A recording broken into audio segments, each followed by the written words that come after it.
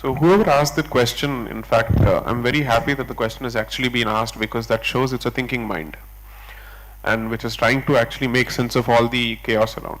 Two, I also think that my sympathies are entirely with that person, because as Shobit says, I agree partly, but I think the point of departure is slightly different, which is when there is too much of information, that's precisely when the problems start, which is you really don't know what to make of the sources, the unspoken, unwritten agendas behind those sources. See, assume for a moment that the world is divided into two camps. Let's assume for a moment that's the case, which it is not, but assume that's the case. People who are confidently part of each of those camps can wallow in those echo chambers. I'm from left, you're from right, job done, ho gaya kaam. So you say that the other fellow is fake news, and this mudslinging goes on for eternity, for all time to come, till the cows come home. But people who are sitting on the fence, and those people are actually trying to make sense of what on earth is this? Do I necessarily have to fall within one of these baskets in order for me to take the right decision? And if I do so, am I going to alienate the rest of the audience? That peer pressure, that acceptance, I think that's where a significant problem comes from. So what do? Unfortunately, this problem is only going to increase even more, because there are going to be more portals. I don't think it's necessarily a problem.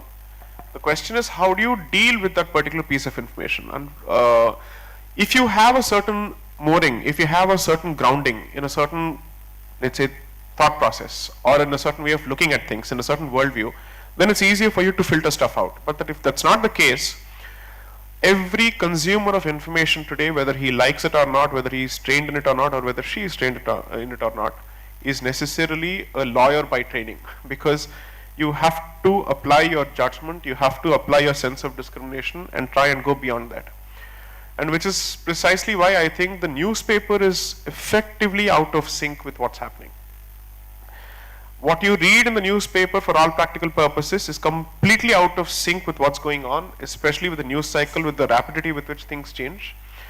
And previously establishments or newspapers or media houses which are believed to be the go-to media houses for, let's say, preparation for civil services or CAT or whatever it may be.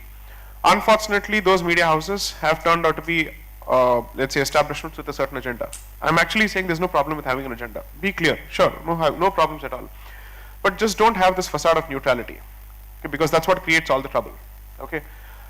Clearly identify which section or what you come from, or which camp you come from, or at least say I don't come from that particular camp, and then state your views. This facade of neutrality coupled with pushing the agenda silently, I think that is what creates a lot of trouble, because your mind is fixated on the respect for the certain brand which your father has respected, which your grandfather has respected, whereas the information that you're consuming is practically not worth the paper it is printed on. Okay, so that is a struggle which is going to continue for some time. I really don't know what the solution is, because even people who claim to be well-read and well-informed are victims of fake news more often than not, at least once a day.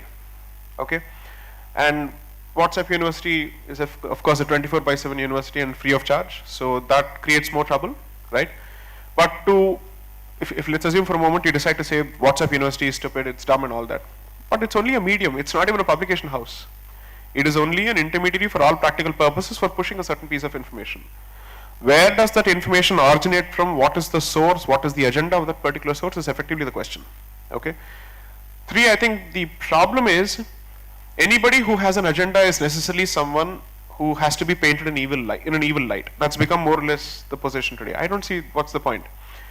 If you don't have an opinion and you're rootless and you're without information and you don't have an opinion on anything under the sun, why do you wish to cast the same abysmal standards on others? People who have an opinion, let them have an opinion and let them at least justify those opinions. So passing off ignorance as enlightenment and passing off ignorance as a virtue, I don't think should be the name of the game, especially in this day and age of internet and explosion of information. And the other reaction could be that you say, I just can't make sense of this bloody noise, pardon the French. You turn your eyes completely away from it, you shut yourself down. That ostrich mentality, I think, is the worst possible response or reaction to such a situation. Because then you're completely unequipped to deal with issues, And frankly, there is practically no issue today that does not affect any individual at a personal level. If there is a rally outside your home, or if there's a protest outside your home, or in your campus, or wherever it is, clearly each of these national issues have a direct bearing on your life. So you might as well take a position about it. Because if you want to shut someone up, you need to know what you're talking about. You have no other option but to deal with this chaos and make sense of it. That's the only simplistic answer that perhaps I can offer.